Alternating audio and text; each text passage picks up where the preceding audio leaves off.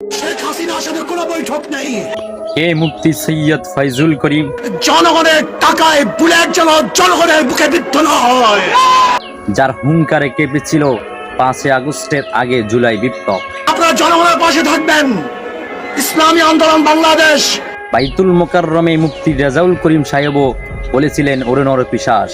তাহলে এই নরপিশাচ তুই আমার সন্তানদের বুকে কেন গুলি করলি? তাদেরকে বাদ দিয়ে জুলাই বিপ্লব হতে পারে না। তিনি বলেছিলেন, এই আমার সন্তানের বুকে গুলি কেন? তুই আমার সন্তানদের বুকে কেন গুলি করলি?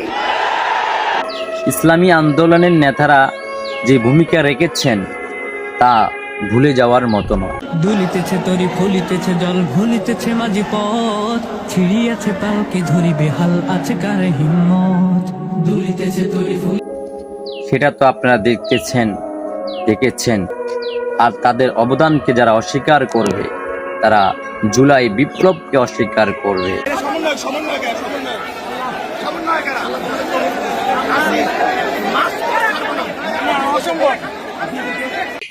মুফতি ফয়জুল করিম বলেছিল, আমরা শেখ হাসিনার পতন ছাড়া ময়দান ছাড়ব না। এক দফা এক দাবি, শেখ হাসিনা কবে যাবি? শেখ হাসিনা এখন যাবি।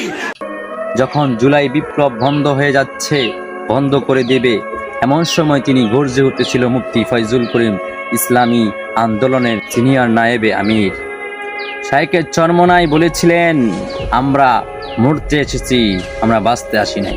যদি মরার জন্য তো হই, আমরা কেউ মরবো না। তাদের অবদানকে কখনো অস্বীকার করা যাবে না। ধন্যবাদ।